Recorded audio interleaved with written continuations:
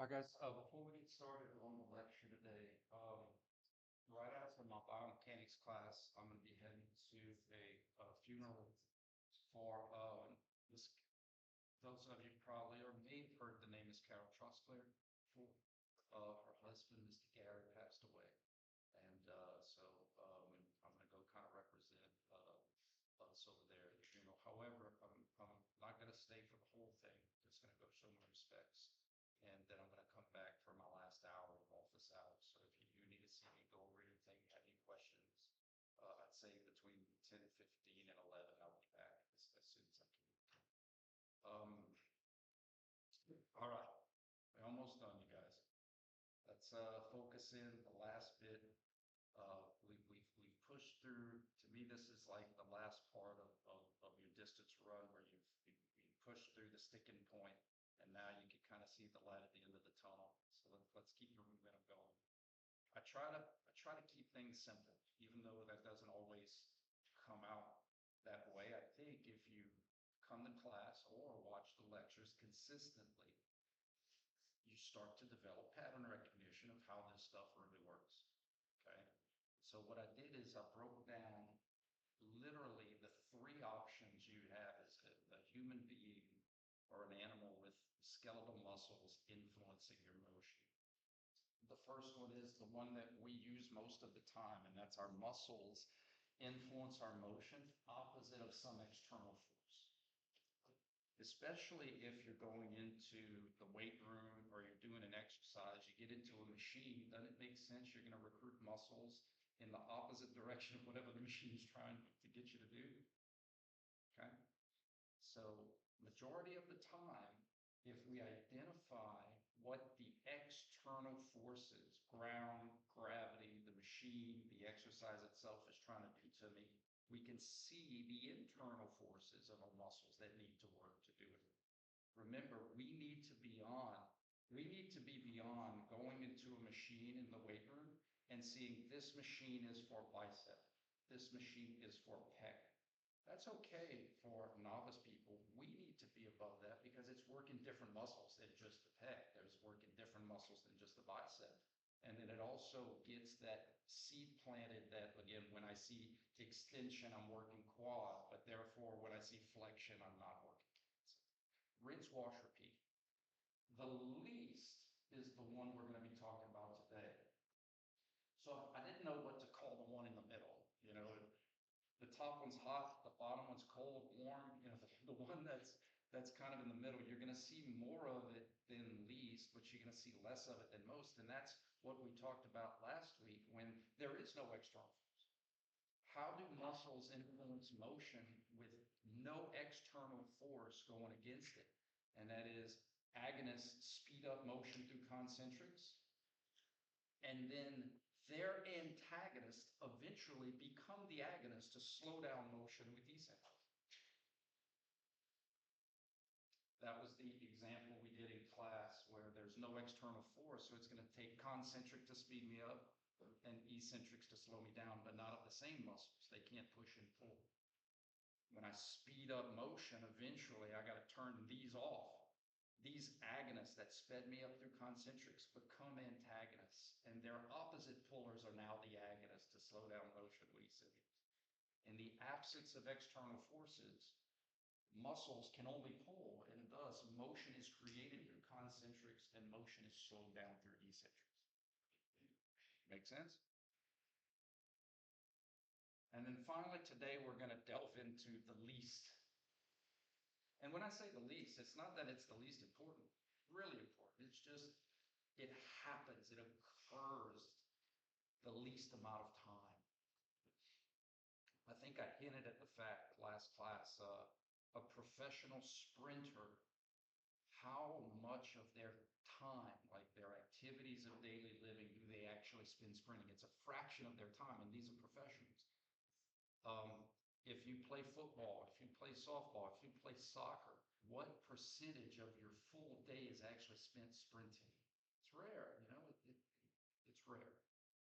And then if you're someone like me, it's very rare. It's just not, I'm sedentary, I'm old.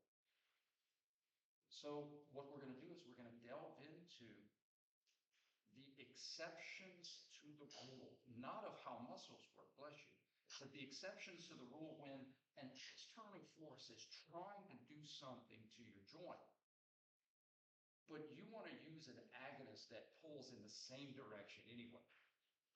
In essence, you want to help gravity make that motion happen. Because if two forces, we use the tug of war example, external force trying to pull the rope that way, I need muscles that pull the rope this way. External force trying to pull this way, I need muscles that pull that way. Now just imagine if you had the same rope and two forces were pulling on one end of the rope with nothing pulling on the other side. Wouldn't that rope sling across the room fast? Okay. So the first example of our lecture today is I have an external force trying to extend my shoulder. If I want to hold this ball and keep it in this position, I'm going to be using my flexors, my flexion pulleys, right? Gravity's trying to do this. I need muscles that are trying to do this. They cancel each other out. Yay. If I continue to use my flexors and you observe this, that was concentric contraction. Flexors do flexion concentric. If you see the basketball do this, my shoulders extend, flexors do extension. But notice, slow.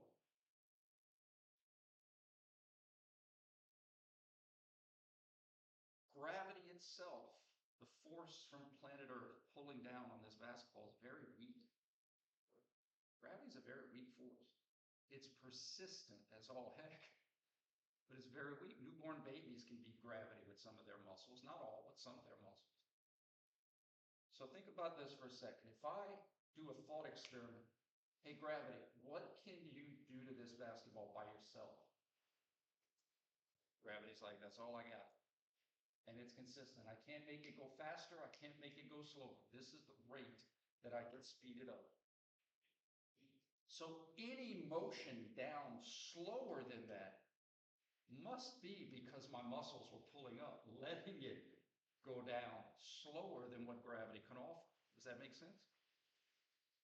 And the only way this basketball can go at the speed of gravity or at the acceleration due to gravity is if I don't mess with it at all. Any force I give it up, it's going to go slower. Any force I give down, it's going to go faster. And that's what the lecture is today. If I want the basketball to go faster than gravity, let's say I was trying to bounce it and make it go as high as possible. I don't want it to do this because I can make it go higher. I sure as heck don't want to use eccentrics on my flexors. In this case, even though gravity is trying to extend my shoulder, I would want to still use extensors through concentric contraction in the same direction as gravity because there's some functional reason to do so. For me, it's trying to make the ball bounce as high as possible. In CrossFit, you could be doing the medicine ball bounces. In other activities, there's some times where you need the joint motion to occur in the same direction as gravity because there's a reason to do it.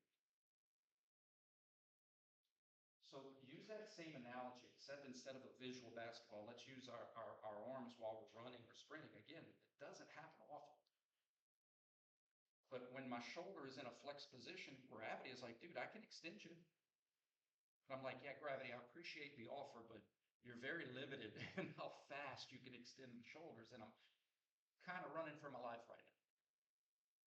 So even though the external force is trying to extend me, if I used my flexors through eccentrics, it would occur slower than what gravity can offer. Does that make sense?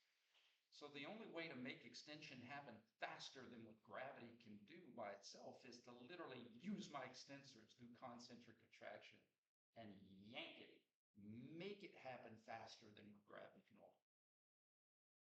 Now, this is why we save this one for last. What speeds up must slow down. When I get into this extension that's kind of swimming upstream, your logic is like, oh, now gravity can help slow down my extension. And I'd say to you, you're right. But gravity is a very weak force. This is gravity slowing down shoulder motion by itself. Watch this. I'm going to turn my muscles off once I start abduction, and watch how slow it takes gravity to change my direction. If I'm trying to go as fast as I can, I'm like, gravity, thank you for your contribution, but I'm trying to slow down my extension and speed up my flexion as fast as I can in as little time as I can. So that's where my muscles can come into play. Once my extensors speed up my extension with concentric, what speeds up must slow down. Eventually, they are going to turn off. They are going to become antagonists, and my flexors are going to become agonists, slowing down my extension through eccentrics, continuing to be an agonist to change my direction of motion and speeding up my flexion through concentrics. That is what we call a plyometric sequence of muscle contraction. Once I speed up the flexion through concentrics, eventually what speeds up must slow down. I got to turn these off, turn these on to slow down the flexion through eccentrics, change my direction, and we're all back to where we started all over again, speeding up the extension through concentrics. Even though gravity can help, it's limited. It's like saying, you go to the store to get a coffee and gravity's like, I can contribute 48 cents. And you're like, gravity, thank you so much for your contribution, but I kind of need it. I need a little more. So I'm going to accept your help, but I need to contribute more to make this happen, make this work. Does that make any kind of logical sense? So when people are sprinting, it's a cycle, a stretch shortening cycle you might have heard from previous classes before. It's just the cycling of agonistic muscles and antagonistic. Antagonists become the agonists when it's their time to work. And then those agonists become the antagonists when it's the other side's time to work. And they just alternate. They take turns, go back and forth. Slowing down motion to start, changing the direction and speeding up motion. Then slowing down, then speeding up, then slowing down, then speeding up. And for the really fast sprinters, these muscles are turning on and off in very short amounts of time. When I was in college many, many moons ago, there was a lot of theories that said, and there's more data on it now, but even way back then, that most of the muscle pulls, strains, tears, those kind of injuries from miscommunications, something turned on too soon, something turned on too late. It makes sense. You're recruiting tons of different fibers and tons of different muscles, and the margin of error between turning one set of light switches off and the other set of light switches on is very small. In addition, a lot of these injuries happen when you're tired, when you're fatigued. And that's common sense when at the end of the night, you've been studying all night, and you go to get you a bowl of cereal as a snack, and you take the bowl of the box of cereal and you put it in the refrigerator, or you take the gallon of milk and you put it in the cupboard. That happens. Oops. Same thing with our bodies, especially in kids, because kids don't have the conditioning yet. They don't have the practice of the motor development yet, and so they're tired. And they get asked to, in my area growing up, I was a pitcher. I had to throw every game because it was a small town. Didn't have a lot of pitchers, and we didn't know any of it. So it's the same concept. When we need to move faster than what gravity can offer, we need to pull with muscles in the same direction as gravity. Let me give you a practical example. Let's say we are using this as a problem. Let's say we're building something and we have to hammer in a nail in the wood, right? You have to be careful not to leave on this. Got some white powder on my pants going into a funeral, and I think I've been Charlie Sheen. You'll have no idea what that joke means. So let's say I was hammering in a nail, and let's say I was just going to use elbow motion, right? if my agonist worked in the opposite direction of motion, like if I was doing a curl, I'd never get the nail into the wood. Flexors flex through concentrics. Flexors allow extension through eccentric. I'd literally be kissing the nail with the hammer, right? Nice and easy. Bing, bing. Flexors flex through concentric. Let's see what gravity can do by itself. All right? Gives it a little bit more of a smack, but I don't think it's going to drive it into the wood. So option number 3, flexors flex through concentric. Gravity's trying to extend me, but gravity, you're only contributing 48 cents for a $5 coffee. I have to use my extension pullers through concentric contraction in the same direction as gravity, but there's a functional reason to do so. I got to make that head go fast if I'm going to create kinetic energy to drive the nail into the wood. Bang!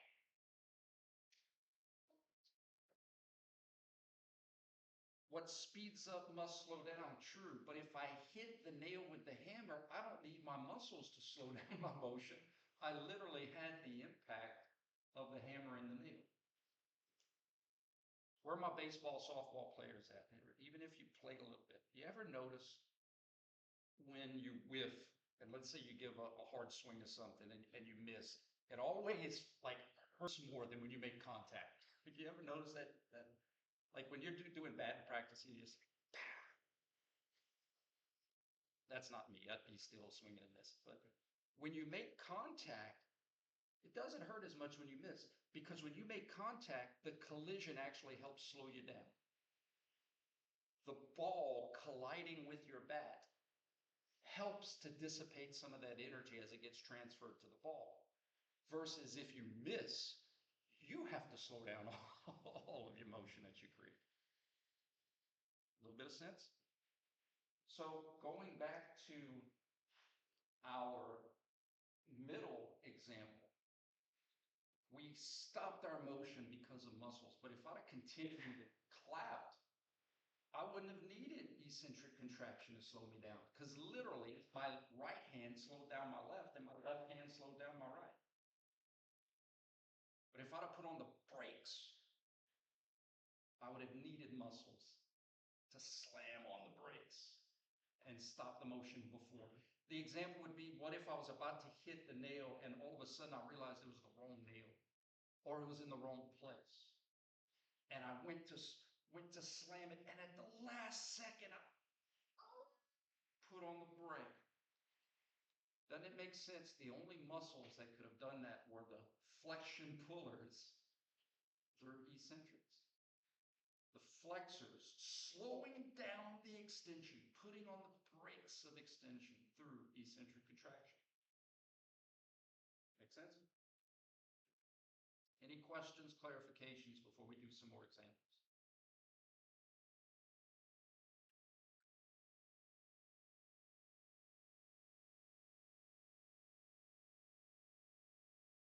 Let's do one of each, and I'm going to try to create an environment where they're all similar. And try to create an environment. See if I can make this happen.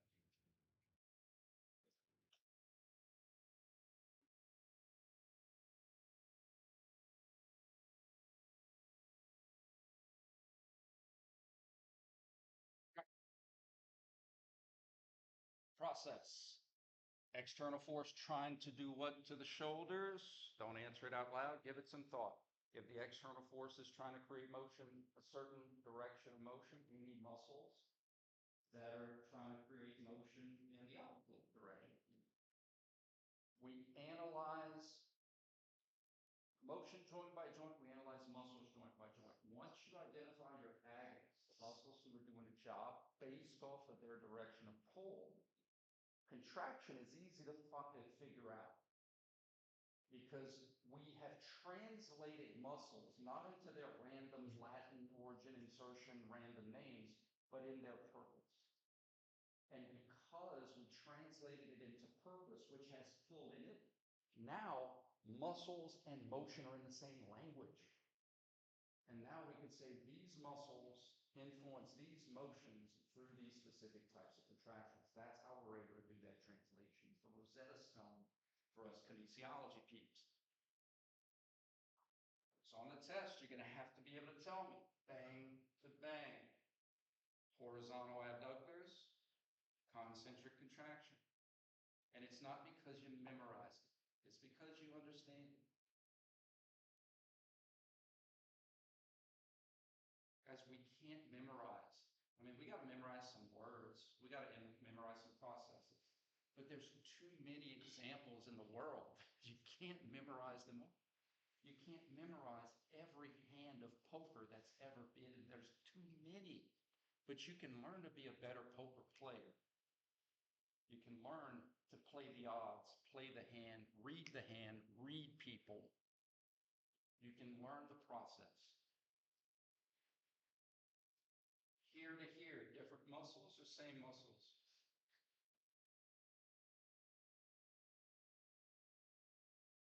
Come on, shy guys. Different muscles or same muscles? Well, if I knock my knuckles one more time. Same muscles, good. How in the world can the same muscles be responsible for two different motions of the shoulder? Different contractions. Same muscles, different contractions. Think of it like this. If we were doing, I don't want to keep flipping back and forth. If we were doing a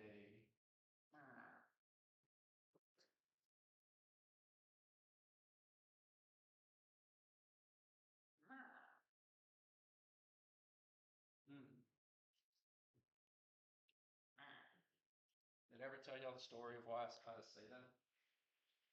When I was 12 or 13 years old, I went to see my tante, y'all. Any people in South Louisiana, you know what tante is an aunt. Tante's in North. And my tante Eva was in the nursing home. And she was old, she was blonde. And we were watching TV together. And this lady drove her wheelchair. I always loved going to the nursing home. Being with the old people, they fun. And this lady rolled her wheelchair, and Tante Eva was blind. She just wanted to hear and be around people. So the lady pulls up, and we were watching Wheel of Fortune or something. I was like, "Ma'am, would you like for me to change the channel? You know, we're not really watching." And again, I was a little kid, and she did this. And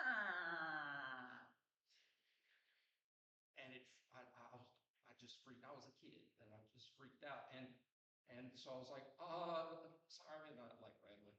And then I felt really bad. And then over the years, I was like, that lady might have been like, yeah, I want to watch, the news or something. And she just couldn't talk because she was old.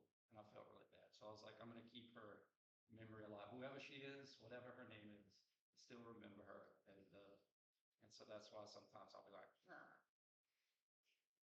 my butt. Thank you. Pour one out. A plus B is equal to C. Agonists influence motion through contraction. Guys, think about this. Think about it. You know this, but think about it. If this stays the same, for any equation, 2 plus 3 is equal to 5. If this stays the same, if we have the same agonist, but we have different motions, this has to be different. Same agonist for the exercise, different motions, different contractions. Same muscles, different motions, different contractions. I can't stress this enough. I'm telling you what I'm going to ask. And I'm telling you how some students are going to answer.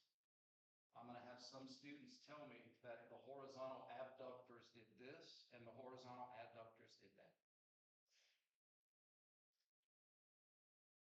I'm going to have students tell me that your extensors brought you up and your flexors brought you down. And I'm like, that's like saying the elevator cable brought you up and then you had another cable that yanked you down. I doubt that's how it works. The same pull that brought you up let you down. Okay? All right, let's do our second, our middle, our warm. This was the one we did last week. Right? So there is no external force in the transverse plane. So that tells me there's nothing the muscles are resisting against. There's nothing, there's no reason, there's nothing lengthening the muscles. When you're in the exercise, the muscles are being lengthened by the external force. Remember, rubber bands can't lengthen themselves. But in this scenario, there's no external force trying to make your shoulders horizontally or anything up. So the horizontal adduction has to be because of muscles that pull that way and concentric. And unless you smack your elbows, what speeds up must slow down. So when it comes time to go to a stop, your horizontal abductors are going to slowly put on the brake, stop your motion. But then when you horizontally abduct, it's going to be your horizontal abductors. It's going to be those muscles that are going to make you go out because there's nothing trying to make you go out. So this exercise would actually be working two different agonist groups because there is no external force that's trying to make you go into it. Now remember, this is not a class to tell you which exercises you should do and this is the best. Just trying to tell you how your muscles work. Trying to apply some scary physics, but it's not as scary once you unlock how it applies to your world, the things you already know a lot about.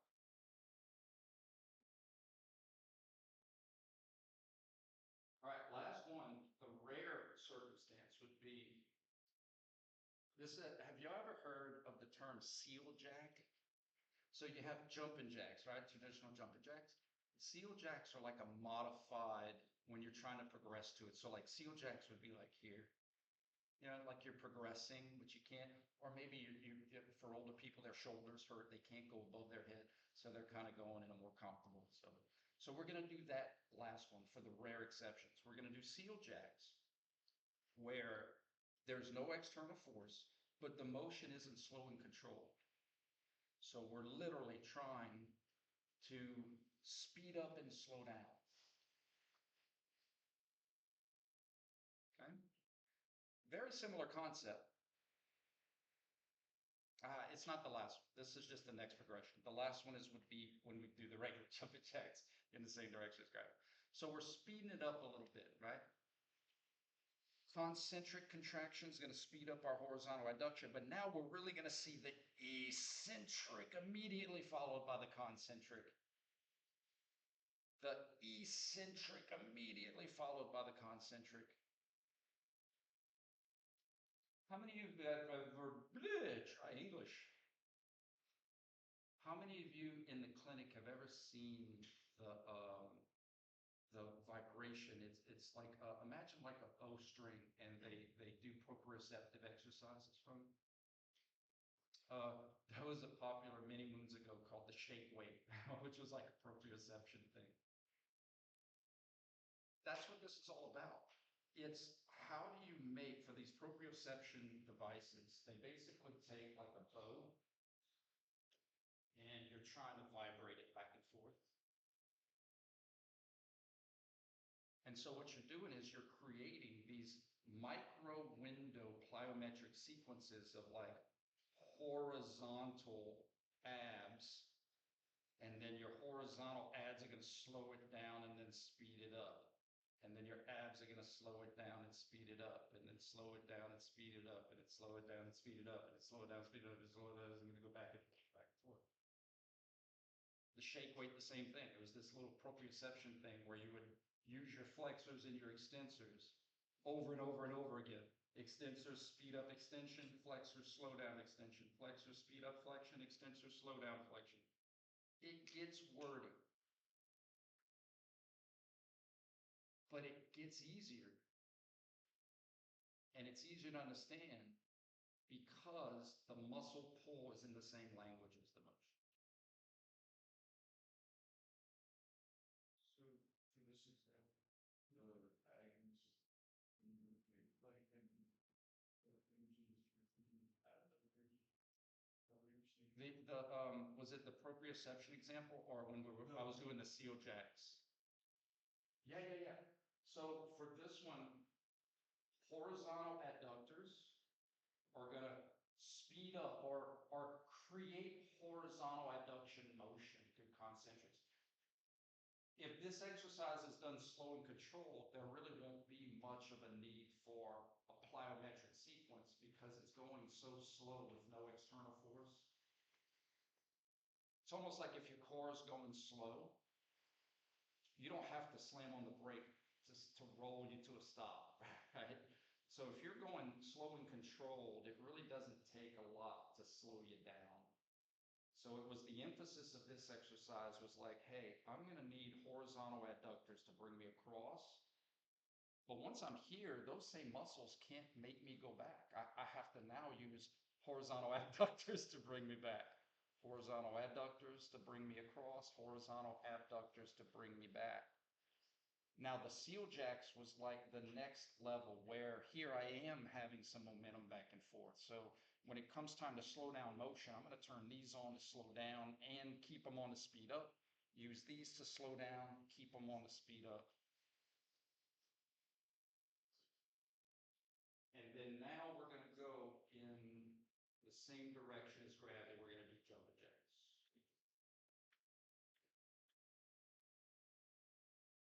Seal jacks.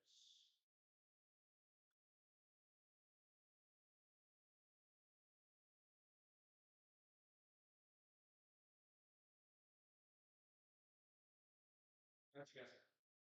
We are going to leave the legs out of this because friction gets to kind of slow you down.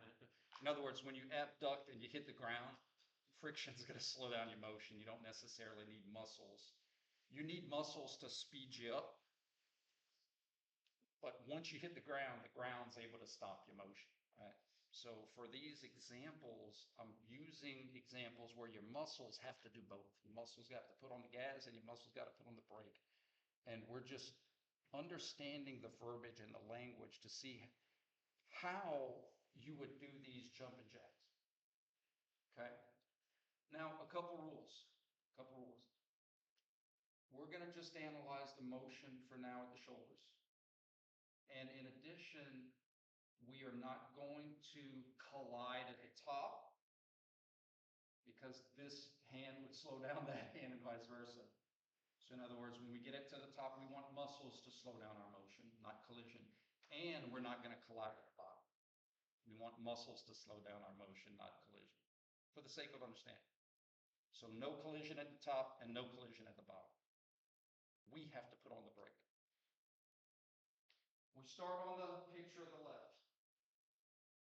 I'm going to walk you through the different phases. The first thing we're going to do is speed up abduction. True? Okay. Speed up abduction. What agonistic group would I turn on to do said job? And what type of contraction would they do said job through? It's number one. Question number one.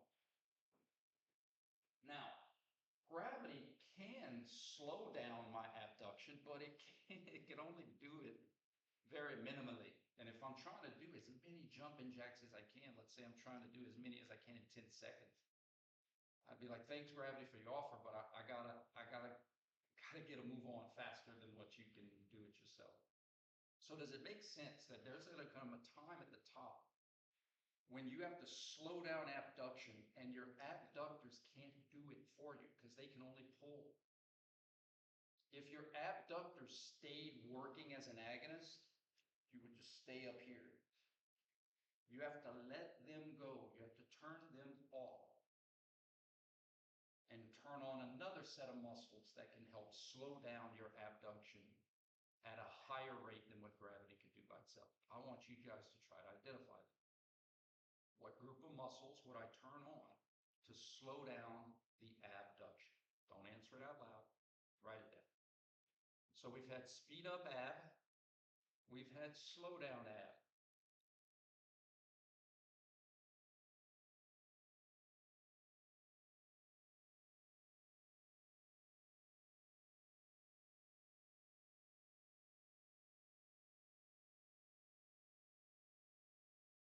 I will say, there's no laws in the universe that say these things have to be easy.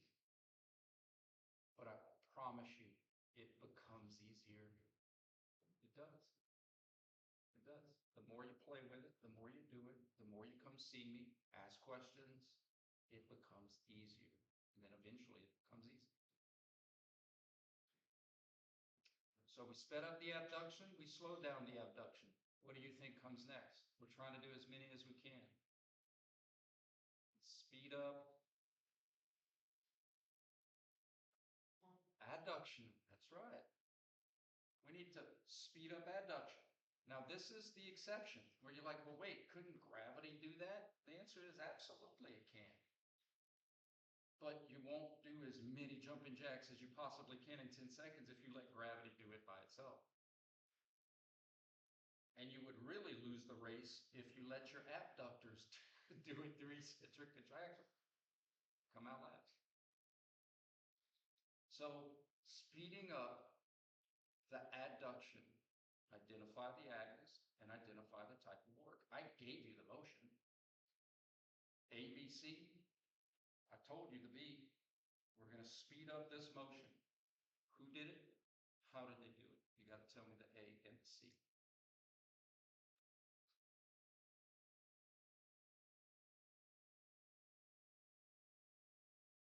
What speeds up must slow down. We're not going to smack our thighs with our hands, so eventually we got to put on the brake. So we have to slow down adduction. Who are we going to turn on? What light switch are we going to turn on? And how are they going to work? Agonist and contraction, slowing down the adduction.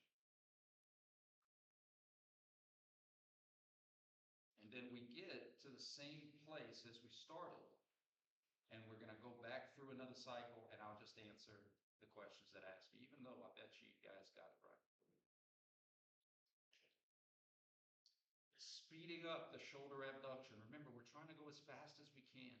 That would be shoulder abductors through concentric contraction. Who are those muscles?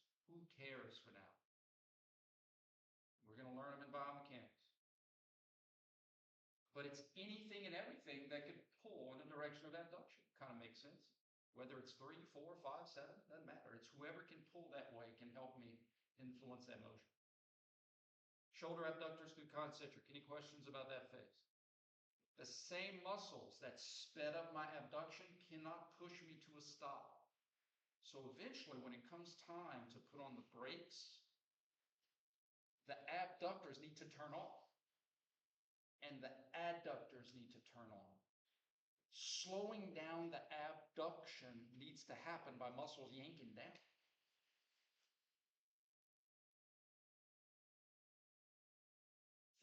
Think of the sentence.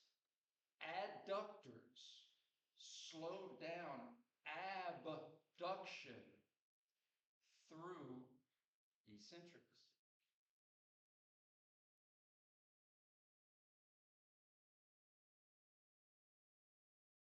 You get some bang for your buck. Those same muscles, once you turn on their light switch, you get to keep them on.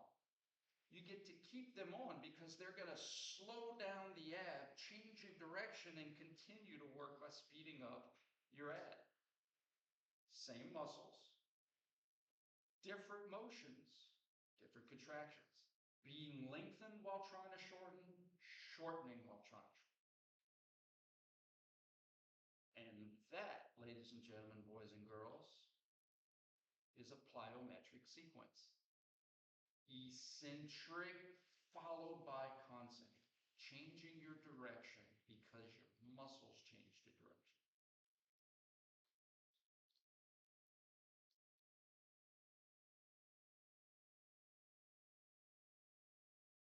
What speeds up must slow down.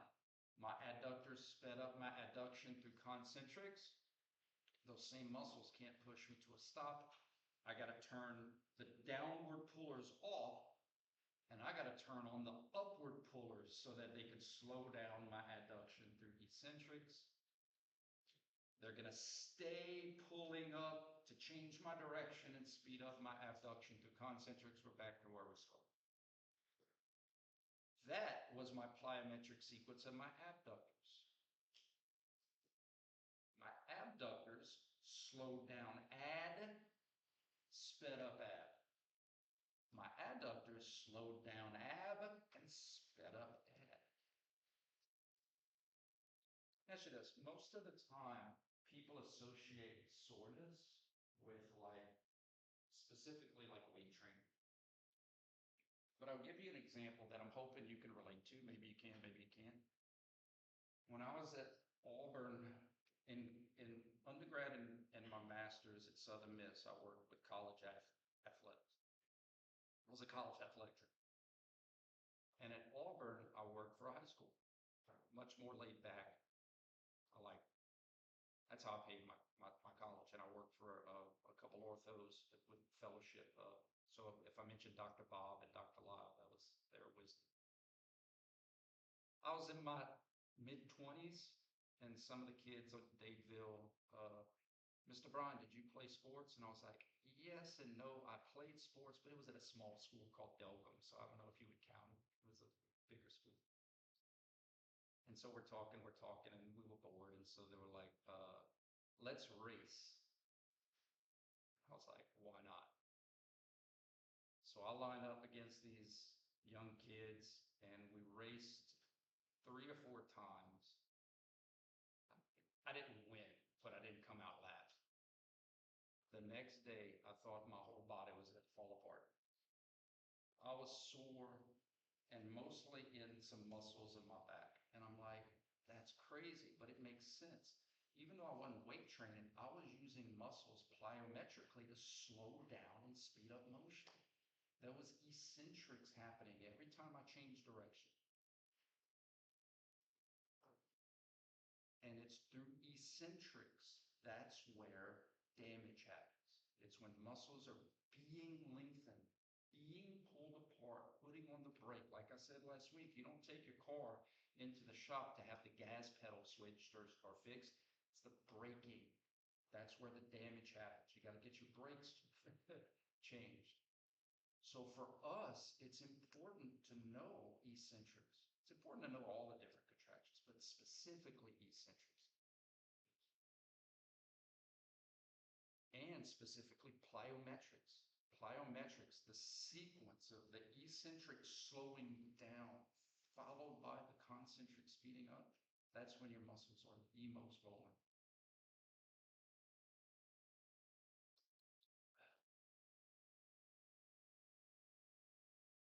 Anybody know David Pumpkins from Saturday Night Live?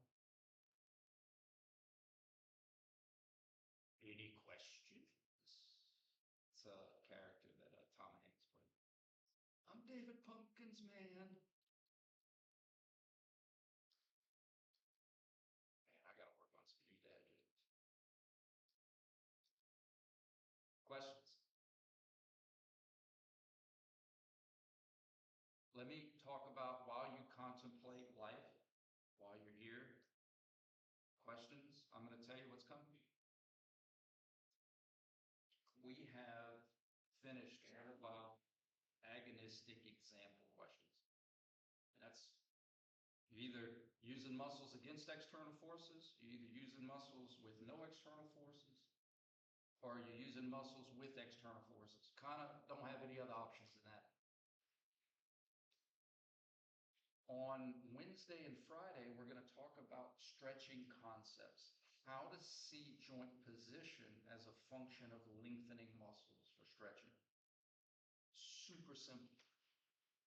If I want to, and this is why at the first test we talked about learning position. If I want to stretch flexion pullers, muscles can only pull. If I want to stretch flexion pullers, muscles that pull in the direction of flexion, as I flex the hip, these things are going to shorten. You're going to get put on slack. If I'm going to stretch flexion pullers, I need to extend the hip. You already know but you only apply it to very limited scenarios. If I want to stretch hamstrings, well, what are hamstrings? What do? They're extension pullers and knee flexion pullers. So if I want to stretch them, would it make sense? I want to extend my knee and flex my hip. So you know certain things. We need to get you to see all the things. How would I stretch internal rotators of my hip? Externally rotate. How would I stretch external rotators? Internally rotate. How would I stretch flexion pullers? Extend. How would I stretch internal rotators? Externally rotate. How would I stretch right transverse cervical rotators? By moving my neck to the left. How would I stretch left lateral pullers? By bending to the right. So we need to practice that verbiage from head to toe so that you guys can apply these specific muscles and these specific stretches from head to toe. All right, remember, this class is not to tell you how to stretch. Well, ACSF, you're going to have classes that tell you all that crap. I'm just here to show you how it works. How we can use things like position to see how things are getting lengthened. In other words, if I'm looking to my right, I can't be stretching muscles that pull to my right, because that's not how muscles work. If I'm looking to the right, I have to be stretching muscles that pull to the left. Who are those muscles? I'm going to teach them to you in biomechanics. But they're kind of tricky. Like you got a muscle on the right side of your neck that actually pulls you to the left. Because if my mom, when I was a kid and I was bad, still am, but even then I was too, if she took my right ear and pulled it forward, she'd be trying to make me look to the left. If we do those specific muscles that have all these weird angles too soon, then it's really going to be overwhelming. We have to break it down piece by piece. You have as many groups of muscles as you have joint motions. If we have plantar flexion and dorsiflexion of the ankle, I have to have plantar flexion pullers and dorsiflexion. The job of this class is to teach you how to see if those muscles are working or not, based off of the clues and the types of contractions they can use to influence different motion. Once we get that down, once we mastered that, then we could talk about tibialis anterior, extensor hallucis longus, extensor digitorum longus, peroneus tertius, peroneus longus and brevis, flexor digitorum hallucis, flexor digitorum soleus gastro, sartorius gracilis, semimembranosus tendinosus, biceps femoris, popliteus. But all of those, and I just gave you some examples of some lower extremity muscles, those mean nothing if we don't know how they pull. And they mean extra nothing if we don't even know what it means for a muscle to pull. Does that make sense? And the end result of that is what we see in our community. People that are applying kinesiology but didn't go to school for kinesiology, and they're just playing fast at the verbiage. The glutes, the hams, the core, the back, the chest, the shoulders, the tries. We need to be above and beyond that. We need to know how this stuff really, really works so that we can apply it and ultimately help people. All right, you guys, you have a good day. I'm going to go and work.